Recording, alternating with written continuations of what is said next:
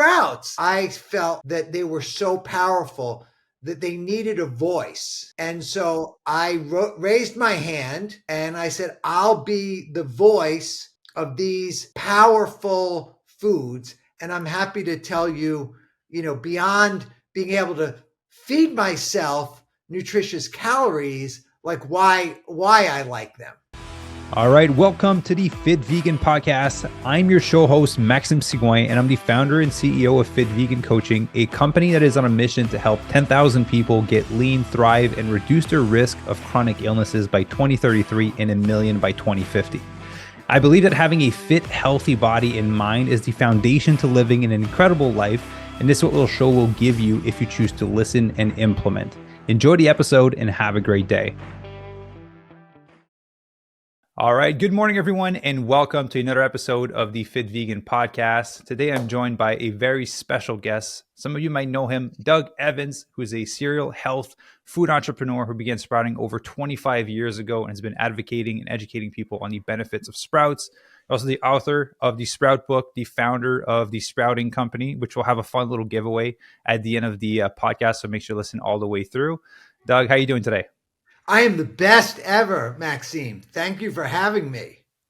Yeah, it's very excited for us to connect. We got a friend in common that put us in contact, Mr. Mike Posner, and kind of got me hooked onto your world of sprouts and kind of like made me re-dive into it a little bit more. So I'm excited to dive into like what you're up to and ultimately why you're so passionate about sprouts.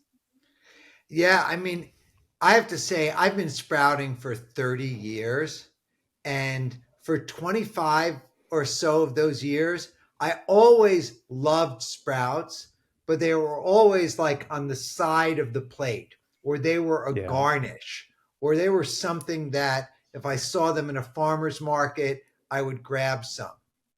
And it's only like when my world turned upside down and I ended up living in the middle of the Mojave Desert at Wonder Valley Hot Springs that I realized I was in a food desert, and that if I wanted to eat, I needed to grow my own food, because there's no health food stores, there's no Crossroads or Air One or Whole Foods, no farmers markets. There's actually one restaurant in the entire town, and like there's nothing on the menu that I could eat there.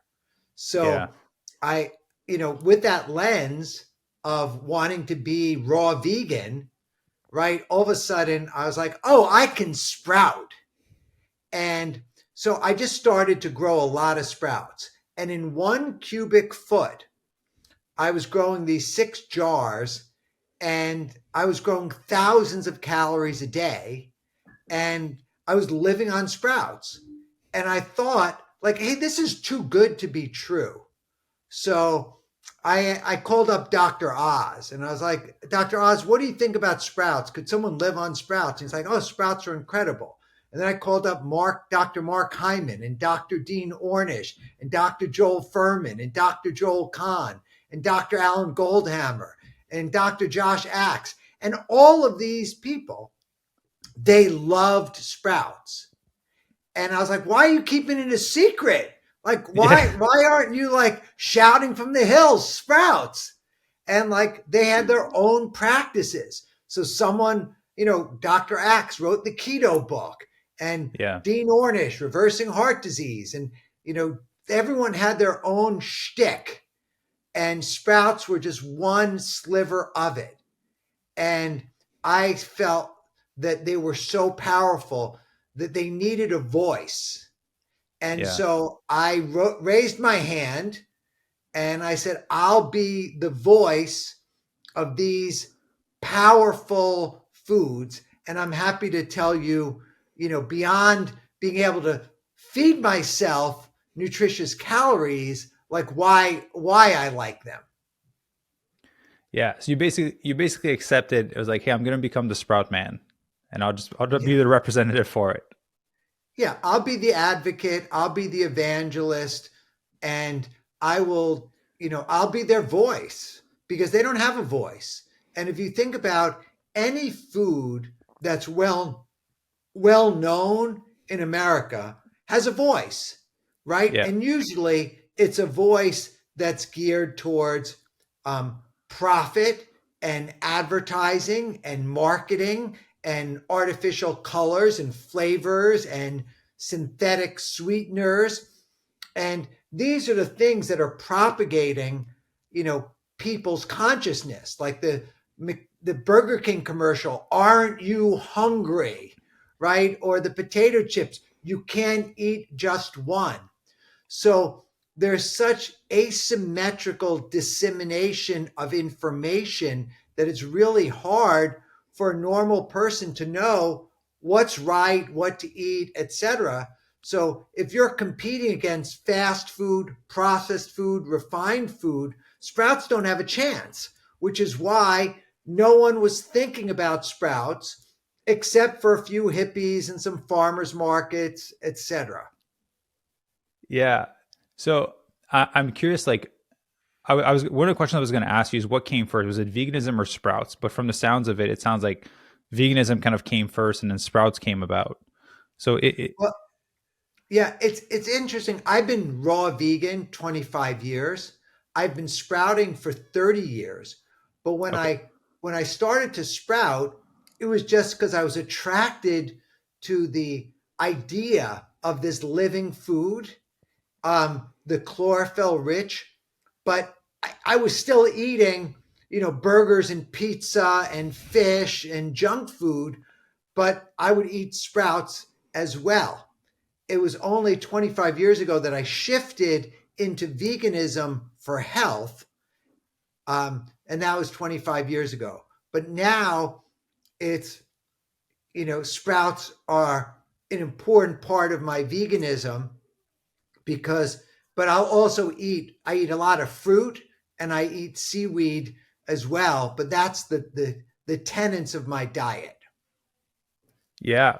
What was that shift for you that made it so that you went from eating burgers and processed food and Sprouts to just being like, I'm gonna go vegan and Sprouts? You mentioned it was like a health component to it, but Yeah. what was it that triggered of like, I'm eating this really healthy food that's alive and I'm eating this food that's dead and processed. Now I need to kind of shift things around and go fully on that side. What was that moment for you?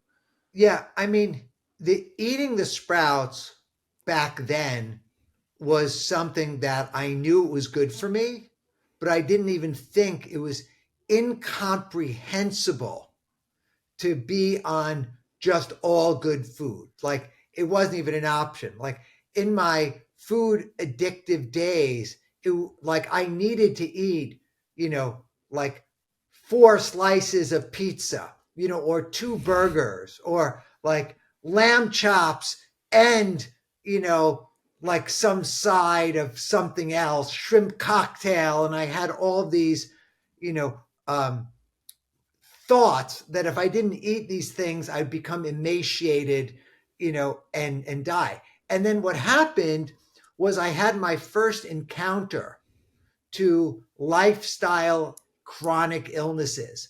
My aunt developed type 2 diabetes and her feet swelled up like elephant trunks. And then they chopped off her feet below her ankles. And then she Yeah. died.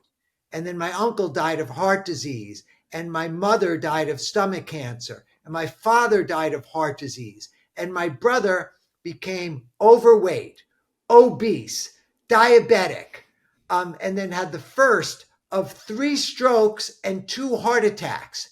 And Wow. so I thought like we were genetically cursed. Yeah. And then I met my first vegan, and she told me that it wasn't it wasn't genetics, that this was diet and lifestyle, and that I was living a carcinogenic, heart disease laden lifestyle.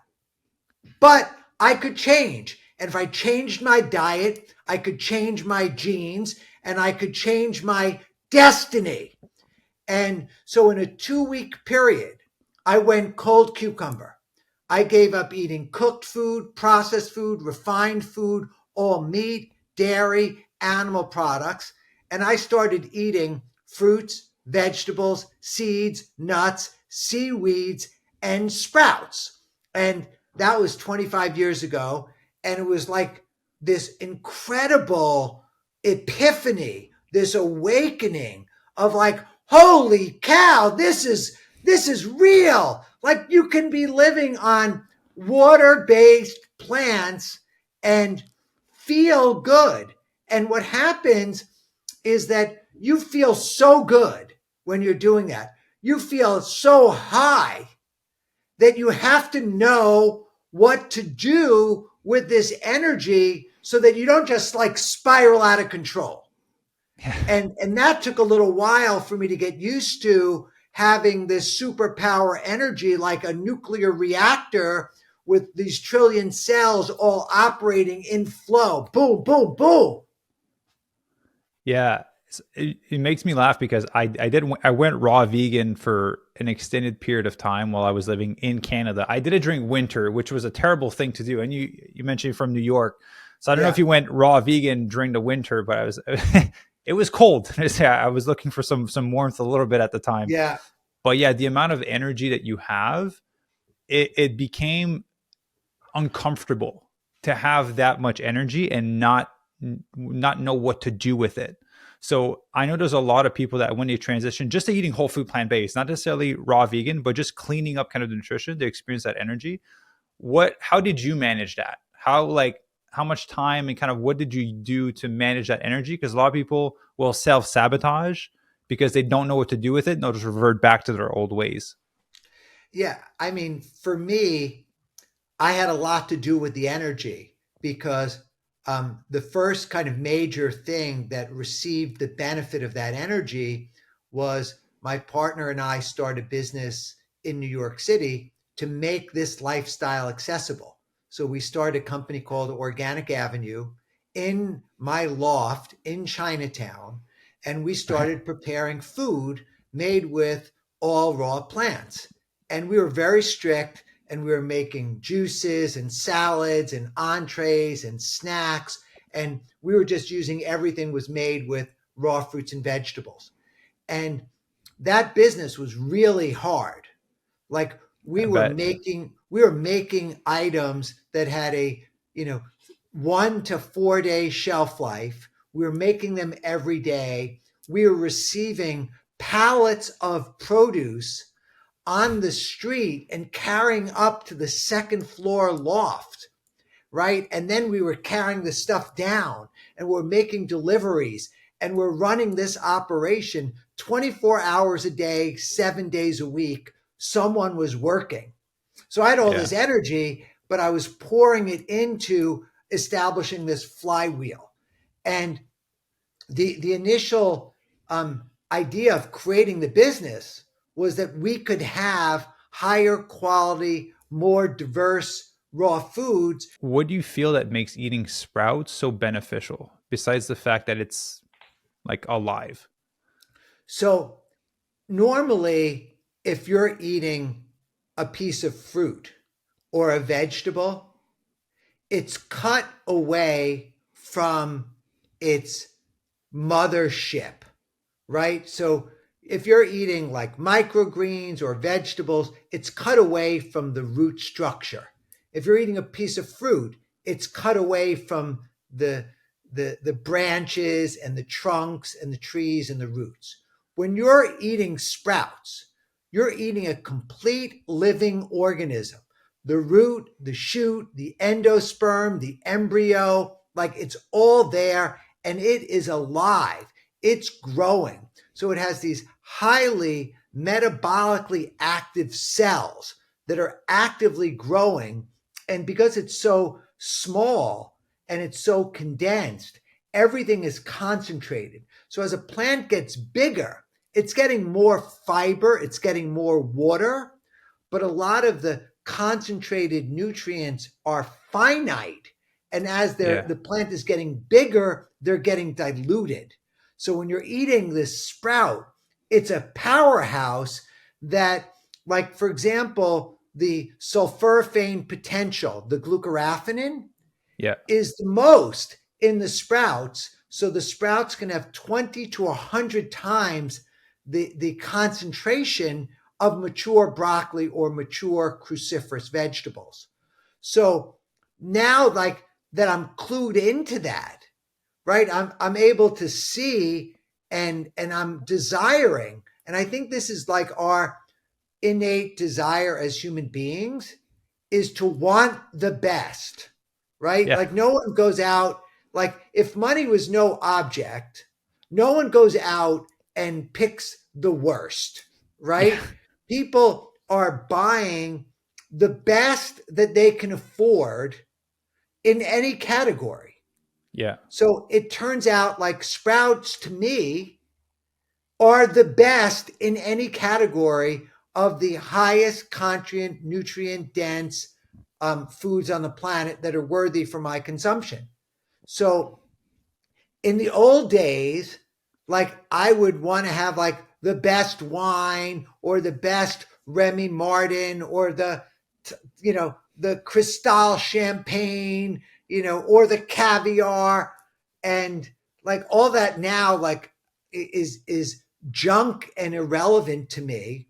What I want is like the freshest fruit, the freshest vegetables, and the freshest sprouts. So that's how my life evolved to reestablishing what my priorities are. Yeah. So how much sprouts are you eating per day? Do you know? I'm probably eating at least a jar to a jar and a half of sprouts every day. So that could be like in our jar is about 60 ounces, right? So it's a Yeah. 60 ounce. So it's probably 10 to 12 cups, like handfuls of sprouts. But you put them in a salad and you add some dressing, you know, they condense. Yeah. Yeah. Um, and it's all like water based and fiber with nutrients. So the interesting thing is you can't overeat sprouts, and I'm so tuned in with the communication with the sprouts that I know not to undereat or overeat. So I'm very much kind of tuned in to eating until I'm no longer hungry, but well before I'm full. But Yeah. I won't, like, I'll know obviously if I just eat a few sprouts, I'm still going to be hungry. But Yeah. I can't overeat the sprouts because I don't do also, I'm a no SOS guy. So no salt, oil, or sugar. So I'm eating the sprouts plain, right? So plain. And so if I'm hungry, I will eat them. But when I'm nutritionally satiated, like it's very easy to be like, okay, I'm done. Like Yeah. no, like I don't know anyone who's overeating sprouts when they're not hungry, right? So there becomes this simpatico with the sprouts that you eat them when you're hungry and you stop eating when you are nutritionally satiated. Yeah, I feel like your body, you would know, right? After you're done, you're like, I'm full. I don't feel disgustingly full. I think it would be pretty hard to get to a place where you're disgustingly full on sprouts. Your body would just kind of cap you a little bit before you go there. So you mentioned you eat like a jar and a half or so. So is that kind of the jars that you guys sent me for your kit? Yeah, yeah. This one, Oh, okay, which is, okay. by the way, it's substantially bigger, than a normal mason jar, right? So this Yeah, is yeah. 32 ounces. This is 60 ounces. Yeah. Okay. Yeah. I just want to put it in perspective for people that are listening because traditionally, what is it traditionally? A lot of people, when they eat sprouts, they'll just sprinkle a little bit of it on top of their avocado toast. They'll put a little bit of it on top of their salad, and that's pretty much going to be the end of it. Um, what are some of your favorite ways to consume the sprouts? Obviously, I know that you're able to eat it with a handful, but I'm sure some people that want to kind of ease their way into it are not there yet. So, what are great ways to kind of incorporate into dishes? Yeah, I mean, I think the biggest thing is um, think of sprouts as vegetables.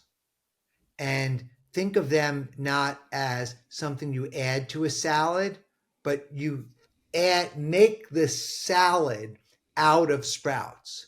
So the easiest way to consume the most amounts of sprouts is by using sprouts as the base of the salads. Like I Okay. can already see right now, Maxim, I can already see like in in our lifetimes, you're going to go into like a sweet greens or a salad bar and they're going to say, "Oh, do you want the romaine or the mixed greens?" Or they're going to say, "Do you want sprouts? And what kind of sprouts? Alfalfa, broccoli, radish, clover, lentils." And all of a sudden, you can formulate this sprout salad and then add a dressing, add a topping, add some other accoutrements. Okay. So definitely like salad, Buddha bowls. I used to throw them in my smoothies before as well. I thought it was another good way. What are your thoughts on throwing it into like a stew or something that is heated? Would that be counterproductive to putting into something that's a little bit more warm because it would kind of kill some of the enzymes? Yeah, I mean, I think that if you're adding them to something that's been cooked, but that's not actively boiling and the temperature is fine, like the sprouts are pretty hardy. You just Okay. don't want to cook them per se. So adding sprouts to a soup or adding them to something else that's cooked, as long as you're not cooking the sprouts, they actually add a nice texture and flavor and nutritionally boost to what you're eating. Okay. So like not cooking it in the stir fry, but waiting after the stir fry is done and putting it a bunch of it on top, basically. Exactly. Okay. And so what are your like top go-to sprouts that you always have in your house? I'm curious to see what your sprout setup is. It must be something pretty cool. Yeah, I mean, I'm actually in my office now, so but I could take you and show you. But basically, I've got at least at any given time six, sprouting jars, going off, and my go-tos are broccoli sprouts, and I just, they're the most well researched sprouts and they're tasty and they're crunchy and they're nutritious.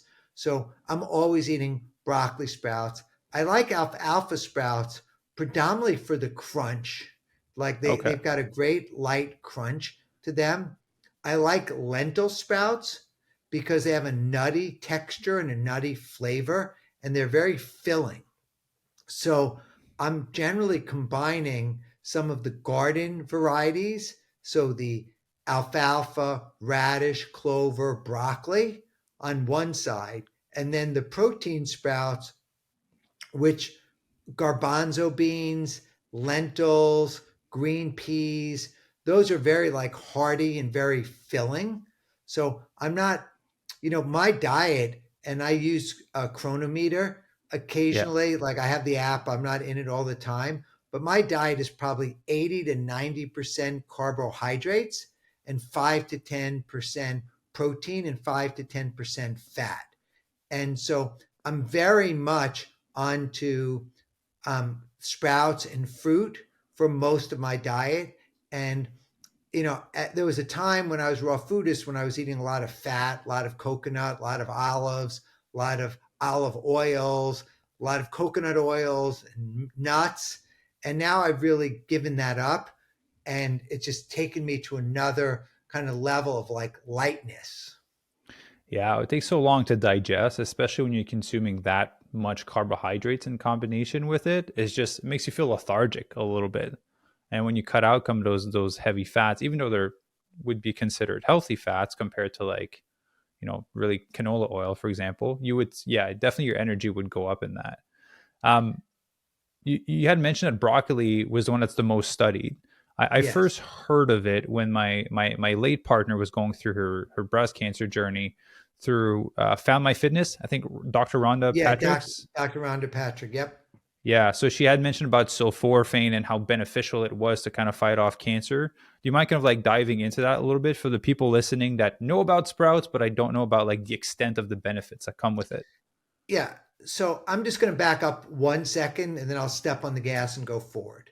Cool. Okay. So the way I look at sprouts is three things. Number one, they are food, right? So sprouts are food.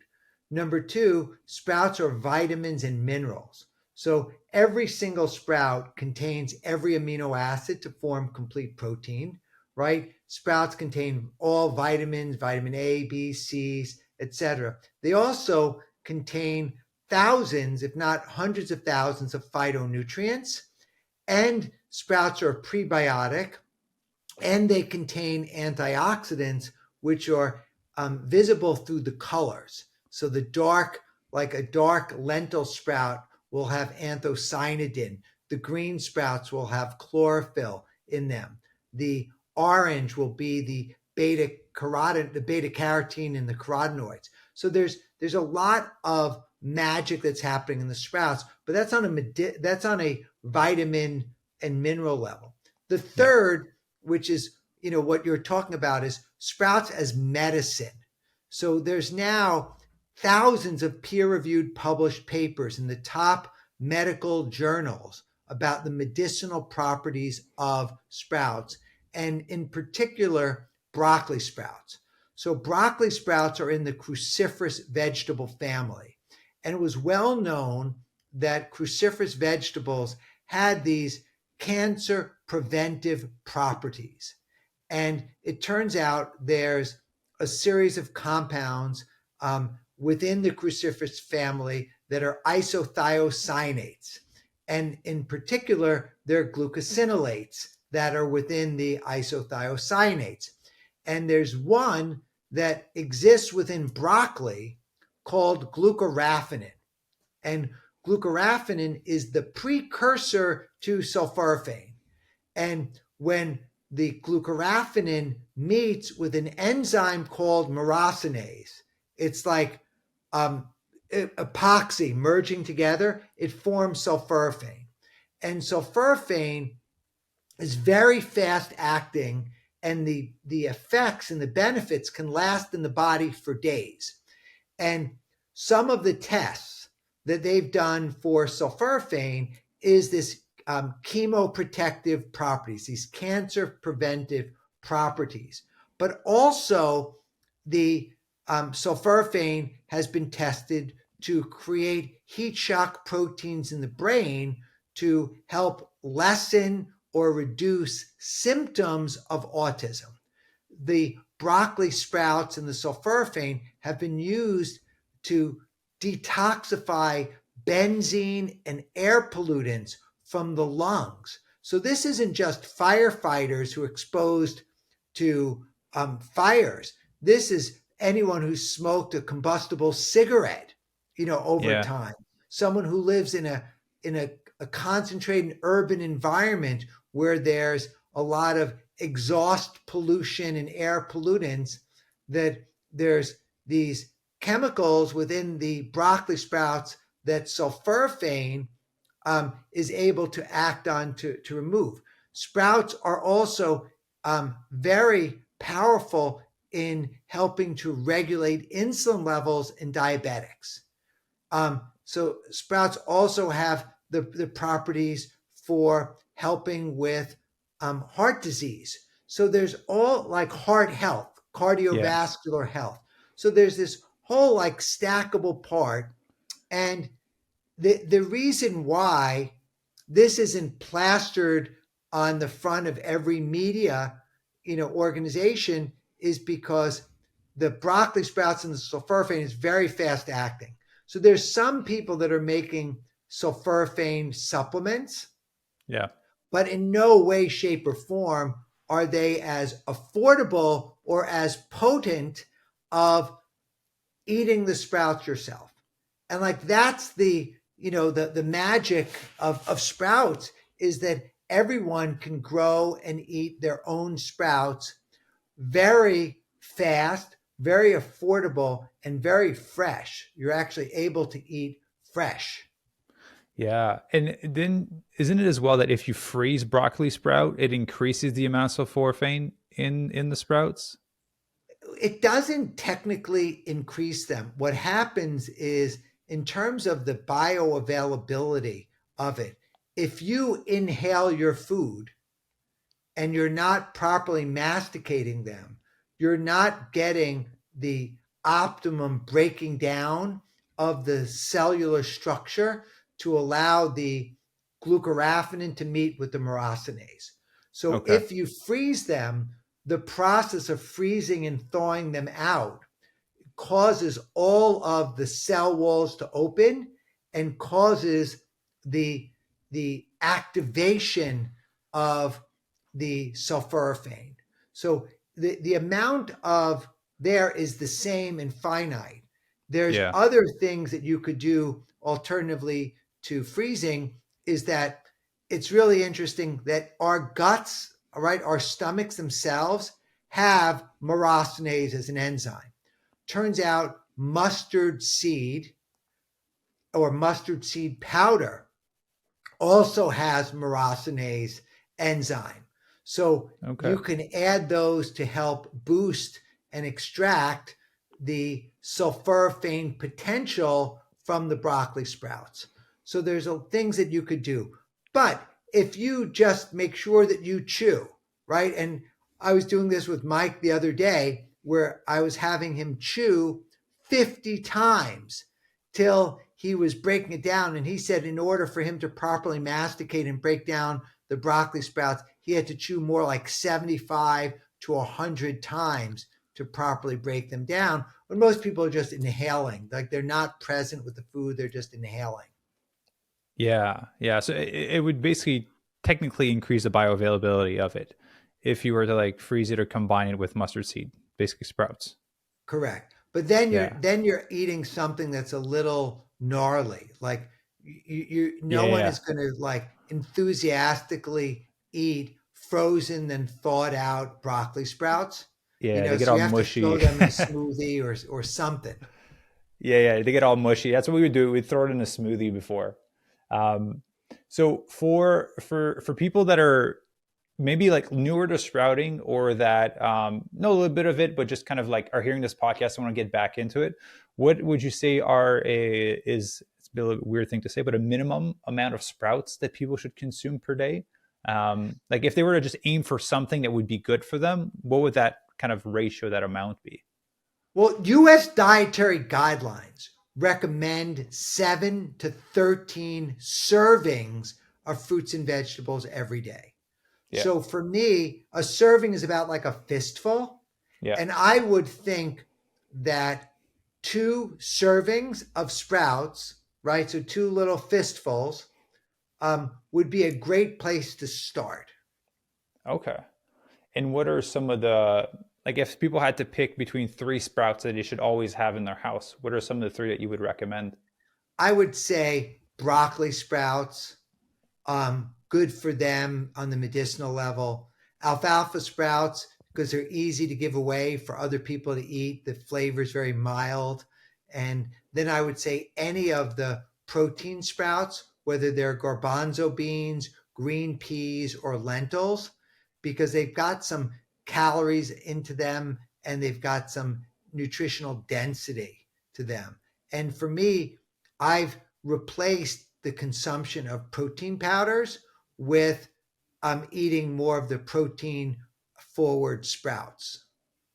What, just out of curiosity, I don't know if you know it on top of your head, because you mentioned you use chronometer. Like how many grams of protein would you get per like 100 calories on like a garbanzo bean on a lentil? 1 cup of garbanzo beans is about 20 grams of protein. Sprouted or just not sprouted? Sprouted. Yeah, I only know That's pretty sprouted. good. Yeah, that's pretty good. That's basically a scoop of protein, Yeah, basically. Yeah, yeah. yeah, and along with the protein, you're getting the soluble, the insoluble fiber, the antioxidants. You're getting the prebiotic. You're getting this whole food. Chlorophyll, everything. Yeah, I think when I went hiking with Mike, he told me, he's like, I got to connect you with Doug. And he's like, Doug got in crazy shape lately. So I guess that was your trick to get your more protein in. It was to kind of focus on these higher protein sprouts. And also, I got rid of the fat, right? So I Okay. did 2 things. I got all of these muscular and performance gains. Yeah. And, it's easy, right? And I know you're a trainer and you're getting people, anyone can suck their gut in. You can't suck the side in, Yeah. right? Like you can't suck the side in. And so for me, just shifting away from fat to shifting away to more whole living foods, like I Yeah. just let things settle. So I only I'll use the chronometer just so I can have a baseline for conversations for this. But Yeah. the net result is, how do I feel? Like, do I feel that I could go burst out, 50 knuckle push-ups? Can I go sprint, for, out in the field? Like, how's my energy? Am I jumping out of bed? Right? Yeah. Most people use their alarm clock to wake up in the morning, right? And they're snoozing. Like, I'm setting my alarm to go to bed at night, because otherwise, like, I would just keep going and going. Yeah. Well, I definitely want to talk about your energy, but just one last question about the properties of sprouts. Would you say that broccoli sprout would be the most medicinal rich sprout? I would, just because it's the most studied, so that might be the only one now, but would you know of any other ones? I mean, like, cress has Okay. a lot of, research to it. It's much harder to sprout because it's gelatinous. So Yeah. you can't do it in a jar. Um, I think that all of the sprouts have these unique properties that will be revealed to us in our lifetime, but will require funding and research and the Yeah. like. And so they don't know. But typically, it's so interesting. People will talk about the plant defense mechanisms. The plants don't want you to eat them. And Oh I'm yeah. like, There's this guy on no. Instagram, right, that talks about that all the time. What's it, Yeah, I Paul? Is mean, it Paul all the something? carnivores Yeah. do. And, my response is that the plant defense mechanisms are to defend against, like, predators, like insects and caterpillars, etc. Like, they're not defending against us. As a matter of fact, the plant defense mechanisms are what create the hermetic effect in humans when we eat them, which actually begins the healing process for us. Yeah. So is that what you notice for you? Because I know you mentioned that when you kind of transitioned from having a little bit of sprouts and eating the typical Western diet to now being raw vegan and eating a bunch of sprouts, energy was one of those things. But what are some of the other things that you've noticed? Well, I think what Mike was pointing out, like my ability to get shredded, like to get the gains, like that was really, I had been carrying around this baby fat for 40 years. Yeah. And then, we went to DWD last year, and I Yeah. wrote down, like, one of my top 1 year goals was to get shredded. And, I just did body weight exercises. I started off like doing 20 push-ups a day, then got Yeah. up to 100, and I was doing 4 sets of 25. And then I just broke through and I went to 30 a set, 40, 50. Per set, then multiple sets. And I got up to hundreds of push ups a day, and then pull ups, and then my running. So I was doing the body weight workouts coupled with, 2 to 5 miles of running, several times a week, and then super clean, on the sprout based diet. And then one day, like, I took off my shirt. I was like, whoa, What happened right? here? And not like bodybuilder, not like six pack, but just like shedding all of my, baby fat. And I'm 57, right? So, like, I didn't think I'd be this way when I was 57. I feel like almost as I was, like, this conversation, makes me feel like I was a teenager. Yeah. Yeah, that's incredible. And I just want for people to hear that and also mention for the people that don't know what DWD is, it's Date with Destiny with Tony Robbins, an event that he does at the end of every year to prep you for the next year. It's great. It's a great event. All of Tony's events are great. I would love to talk about like how to sprout and what to sprout because obviously there's a traditional like you mentioned the like broccoli sprouts and all the and lentils and garbanzo beans and all that. But what are some of the things that you can sprout and then how do you sprout them? Because I know you mentioned like cress would be a different process than the one for broccoli, for Yeah. example. So, without sound like I'm plugging my own book, right? I wrote the book, the Sprout book, for that reason. There's a lot of detail in there. I also did a a sprouting masterclass with Commune, and it's available for free. So you could sign up and get a 5 day access to Commune's, um, sprouting class where I go through all the details and the nuance. And we created this simple sprouting kit Yeah. because people want to know like how to sprout and want everything in one place. So there's the drip tray, the stand, the jar, and the stainless steel filter. So anything that touches the sprouts is glass or stainless steel, and like that's available online, 49.99. And so, and then the seed. So you basically need like some sort of vessel. Like in my book, right? I said you can use, there's actually a whole chapter in the book called Junkyard Dog, where I was pulling things out of my recycling bin and, sterilizing them and using like old saucing, sauce jars with a rubber band and cheesecloth, that these seeds want to sprout. So, Yeah. but now that like I'm deeper into it, like 5 years on this professional sprout journey, I start to, curate and source my own seeds. And the criteria for the seeds now, it's a high bar, right? So, one, I want to be um, certified organic or a minimum of certified lab verified glyphosate free. So Yeah. Roundup residue free. So there's nothing on there. And then you want to test for high germination rates. So your seeds actually sprout. They don't just, absorb water.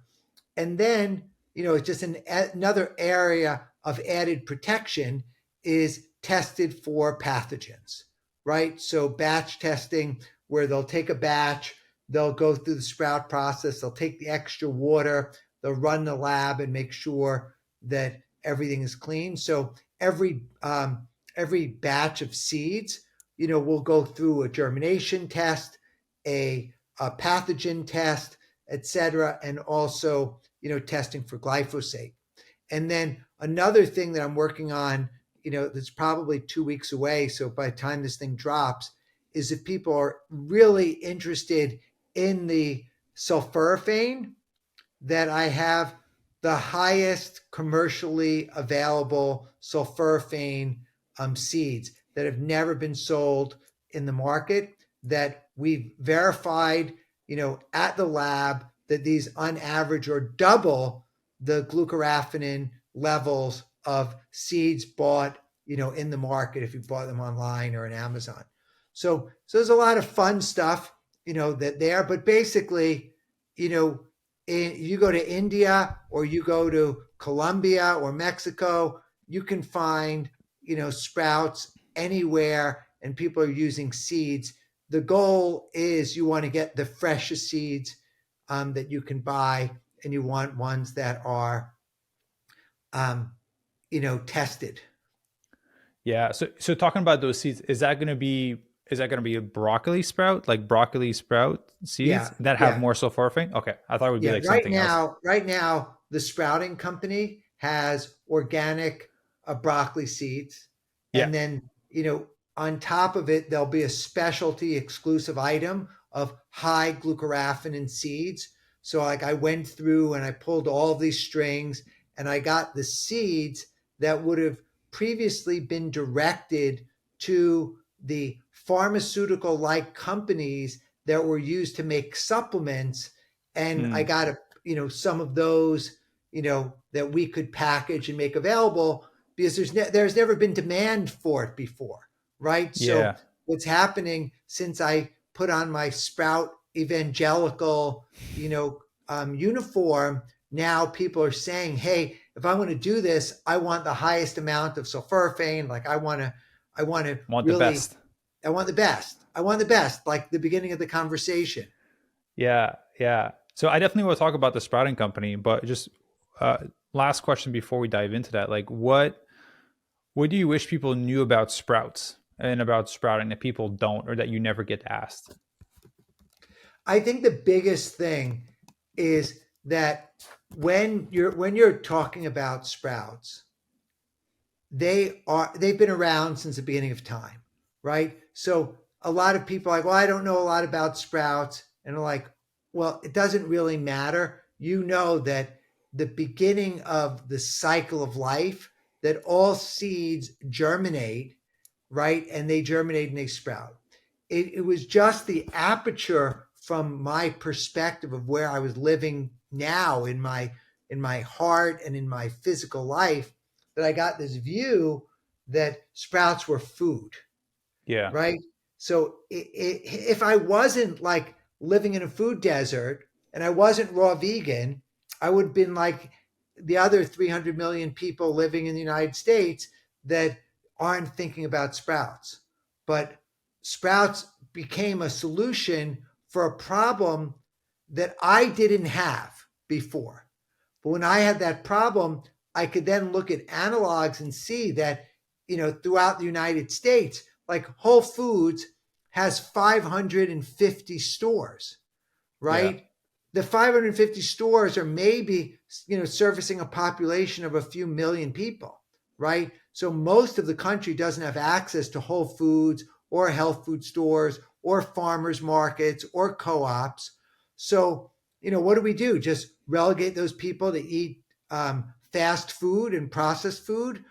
I mean, that's where the magic of sprouting comes in. It's so affordable. You could buy your seeds, add your water, and get a fresh harvest of sprouts every single day.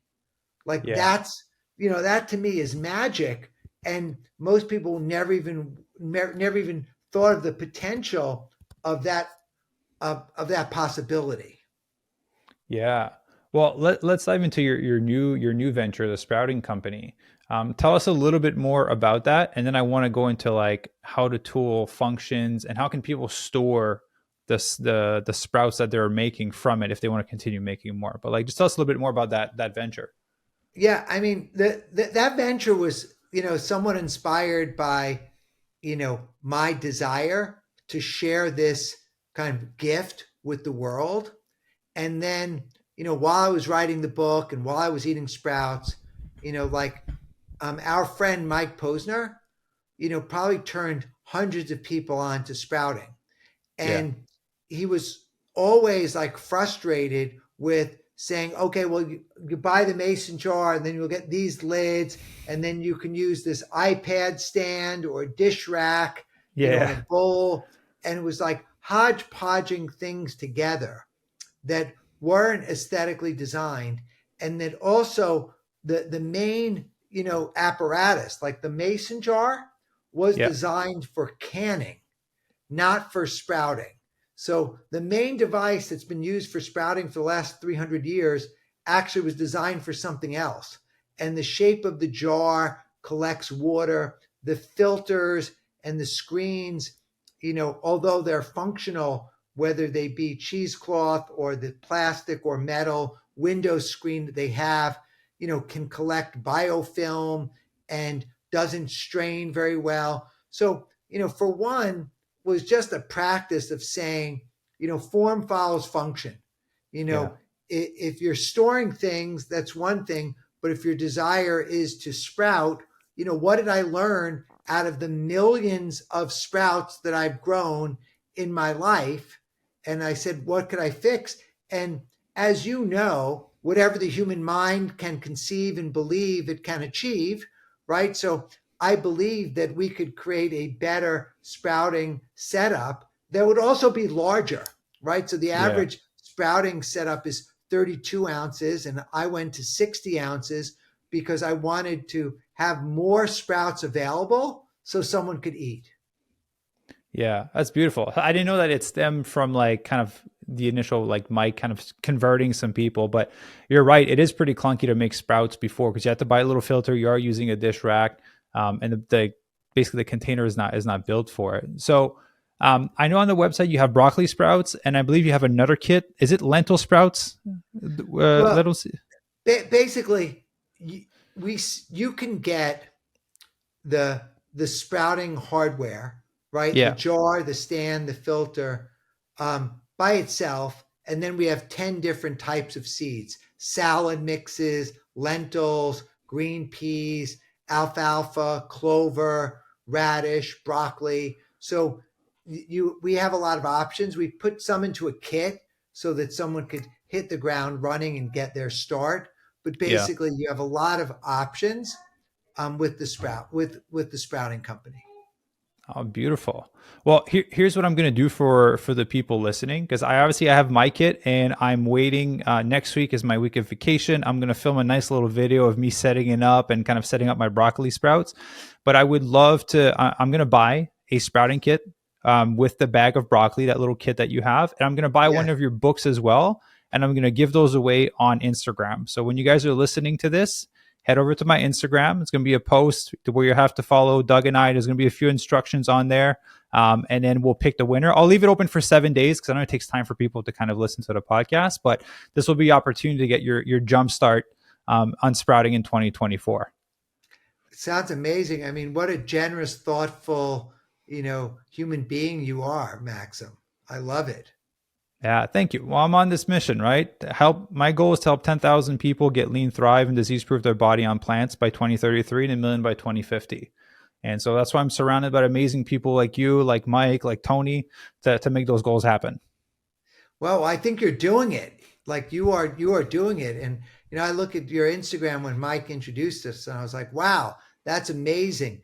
And you really inspired Mike, right? Because when Mike saw me, I wasn't like the best, example, of physical fitness. So the more he's like seeing people like you, as to the potential of operating on plants, because there's so much irrational beliefs that people think they need, Yeah, all of these other micro and macro nutrients derived from animal products, that they become insecure. And yeah, one of the reasons, like my goal was becoming fit, was because I didn't want to just be cerebral, writing about it.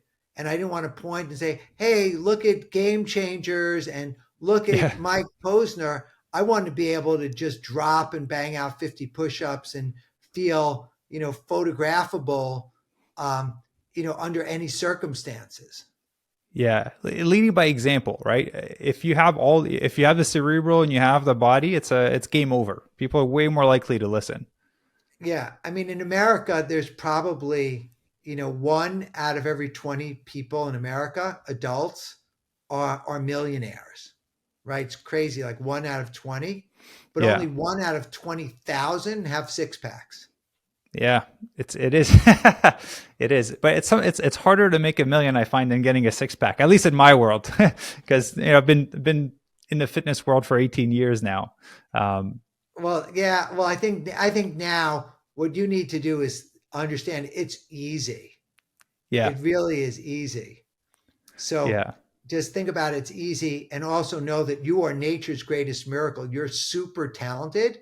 And, if you've been focused on fitness, what you need to do is focus on business, as well, and see how you can multiply your value, 1,000-fold, and you will be able to manifest, all aspects. You've manifested fitness, you've manifested your romance, and now you'll manifest and master your finances. yes. Well, that's what 2024 is for. After I'm done my last Ironman race, the focus is changing. I'm done with training this much. Um, but one thing is, I'm excited for us to connect in person. Whenever you're in LA, we can get a workout in, get a run in, go trail running with Mike if you want to. But Doug, overall, man, I would say a massive thank you for jumping on the show. I really appreciate you. It was a pleasure connecting with you. I'm excited to connect in the future, and I'm very excited for people to get to try the sprouting kits. So everyone, again, I'll be doing the giveaway, but again, if you really want one, I'll put the link in the description below if you're on YouTube or on the podcast platform, so you guys can go and check it out. It's honestly really awesome when I got it, and I had an opportunity to speak with the engineer on Instagram as well. That kind of helped to shape it because they followed me after and I chatted with them. Yeah, you guys did a really good job on the design, and it does make it a lot simpler than the old school way of doing it. Yeah, look, we're in 2024, and uh coming up like in 3 days, and we need to be focused on things that are sustainable solutions for all. And that's, Yeah. if I can end that the richest people I know are eating sprouts, and some of the poorest people I know are eating sprouts. And that level of food equality just makes me shine. It's just so exciting to me because the barriers are being, Yeah. removed for for opportunities around nutrition. And like that's my goal. Like, I want to be able to teach people how to sprout and how they can transform their lives. And I'm so glad, like I really, look at you as a genius in your role. And the fact that this message resonates with you is just so powerful. And I'm so grateful. And thank you for inviting me onto your platform. Yeah, of course. Well, again, I'm very excited to continue to have more impact with you. And again, big thank you for jumping on, and massive thank you for everyone for listening. Again, be sure to check out Doug's link down below and get your own sprouting kit. And we will see you all in the next episode. Bye.